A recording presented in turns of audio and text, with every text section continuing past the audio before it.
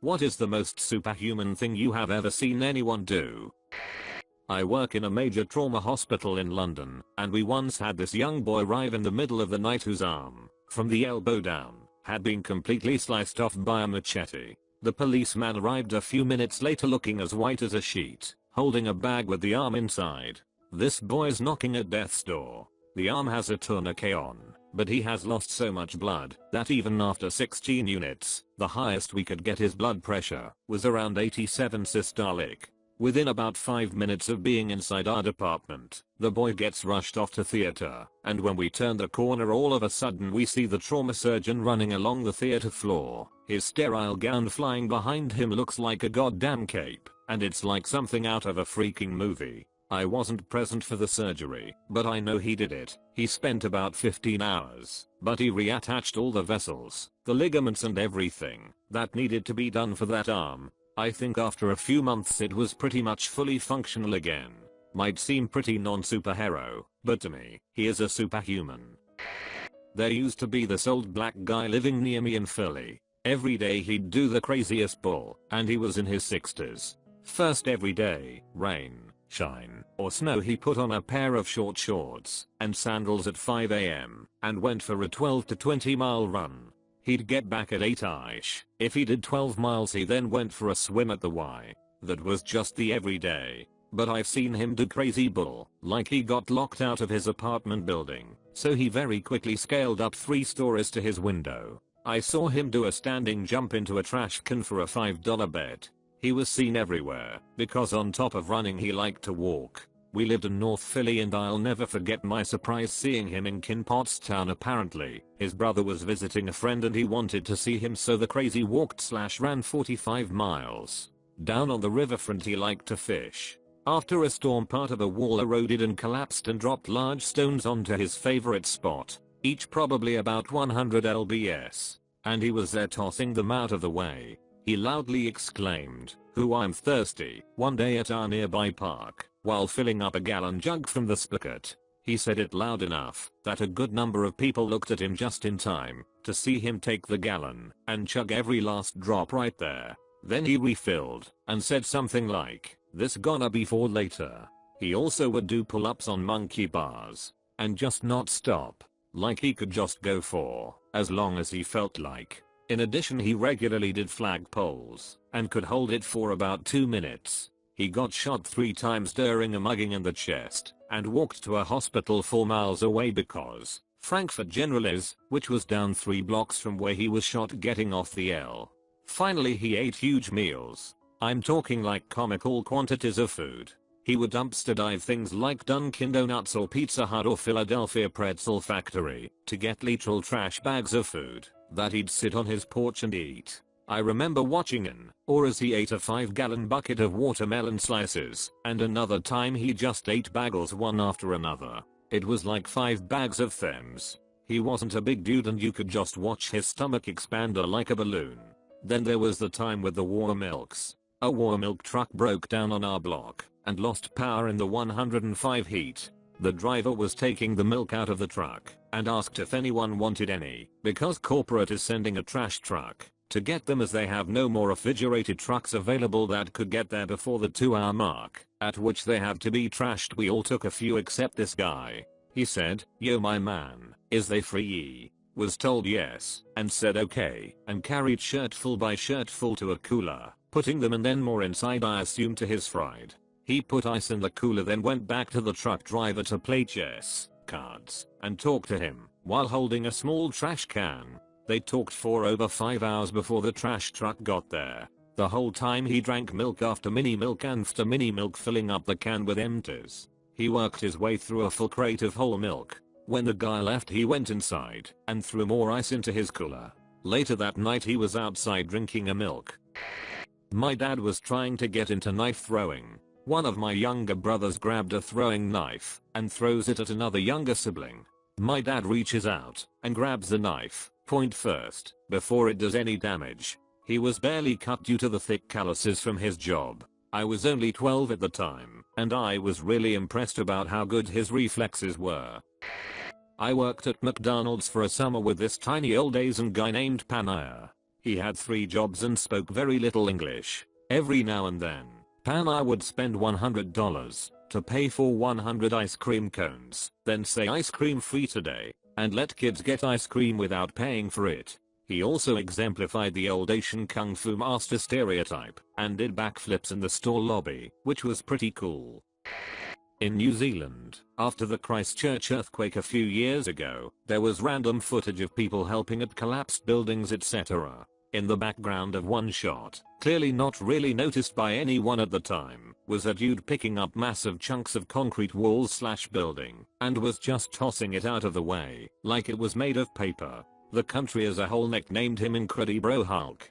His response, once media figured out who he was that the weight of what he was grabbing hadn't even occurred to him. He just knew there were potentially still people alive under it, so it had to go. When I was in college, all students in our city used to go party in the same street that's filled with bars. In that street there's also a fry shop, where the owner would take like 10 to 15 people's orders at the same time without writing them down, and he'd never mess up an order. He was a living legend, and I've never met a person who studied in this city that didn't eat at that place. Like it would be 4 AM and there would be lines of drunk students out the door, and not once have I seen or heard of an order being messed up while nothing gets written down. It's insane. Unfortunately, he passed away a few years ago. His son took over the business and shares the same talent. I had a professor who learned the names of every single student in all of his classes, some of which had 300 plus in a lecture, and a little bit about each of them. He could go up to anyone who had been in his class in the past few years and have a relevant conversation about their interests and what was going on in their lives. To be fair, he had a great system in place to allow him to do this. He took photos of each student with their names and memorized them on flashcards. And he had a ton of student aides who each got assigned a subset of the students to get to know much better and talk about at the student aid meetings. And he assigned a lot of meaningful personal assignments, asked students to talk about how the subject applied to their lives in class, and held fun extracurricular events for extra credit. But still, going to all that trouble, care about and really get to know every single student was pretty superhumanly awesome, if you ask me. He absolutely changed my life. In high school, my marching band director could control the weather. We lived in the rainy south near the coast, where summer storms were common. It never rained during practice. All 4 years of high school. The one time it did, the director threw his little clipboard on the ground and just stared up at the sky, and it just stopped. He was a strange man. Watched a friend of mine get kicked in his junk with enough force to make Hiroshima and Nagasaki look like a joke while in a heated argument with some girl. He just took and continued arguing like this attempt to ruin his day did nothing to him at all. When I was a 6th grader, I rode the bus home. Halfway through the route, the bus would pick up kids from another school. These kids would often encourage the bus driver to speed over dips and bumps as it would launch the kids a few inches in the air. She never did it until one time, when she took a bump at 45 miles per hour. Kids hit the luggage racks, flew across seats, and the emergency door at the back flew open, and this 10-year-old kid fell out of the bus. Now the bus was slowing down at this point, but still traveling fairly quickly, and this kid rolled back to his feet in one fluid motion, sprinted up to the bus, and leapt the 5 or so feet back through the doorway like he wasn't forcibly ejected from a moving vehicle. My husband lifted the front of a VW car off of a child who had been hit and had his neck under the front wheel. This saved his life, and he was awarded by the police and our city. My dad was really smart with math. Every time I asked about an equation or formulas, he would always know in a second what to do. He helped me to understand math and how to use it. Later on, I asked him why didn't he become a math professor. It was because he had PTSD and didn't want to affect the school children with his traumatic backslashes and see him sad. Sadly, he passed away in 2018 of a heart attack at the age of 50. I was working in a clinic and a mum brought in a floppy blue newborn baby. The doctor on duty was a man who stands 6 feet 6 inches. We put the baby on a trolley and the doctor undressed the baby and lay his hand on the baby's body. The doctor's hand pretty much covered baby's whole body. The doctor then directed me and 2 other nurses as to what he wanted us to do. He was so calm and so clear, and he saved that baby's life. The baby had pneumonia and hypothermia. Baby spent 2 weeks in ICU. I only worked with him for a short while and never really told him how awesome he was saving that baby. I know that's what doctors are supposed to do, but he did it so well and so gracefully. My granddad.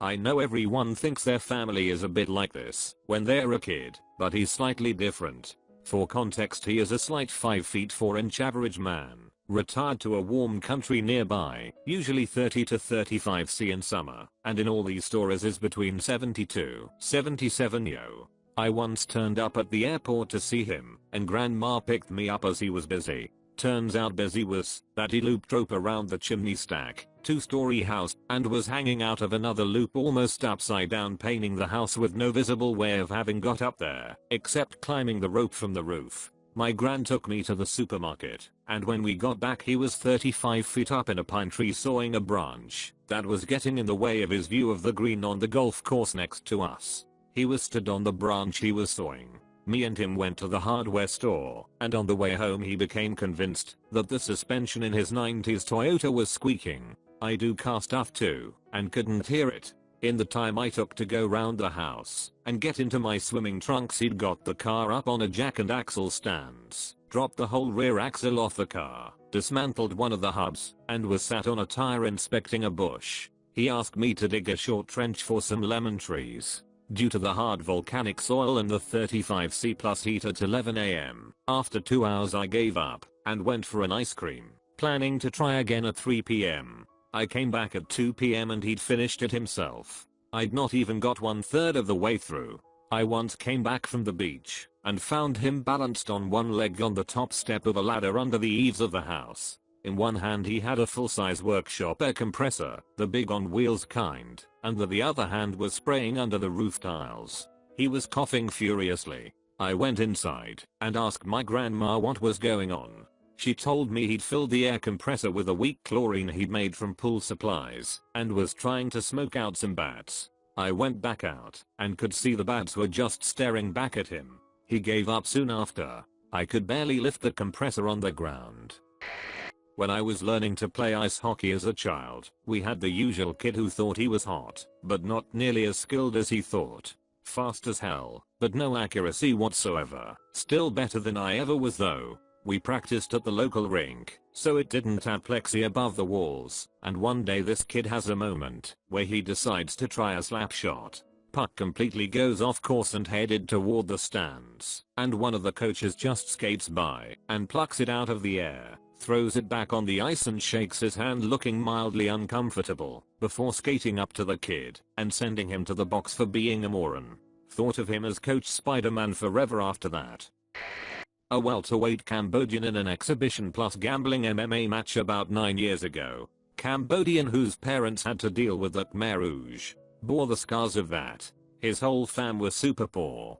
Dude was completely illiterate, mathematically and language, but oh sweet Christ could he fight. I've watched him fight 4 times, but the one etched into my memory is one with this opponent, an Aussie stand-up fighter.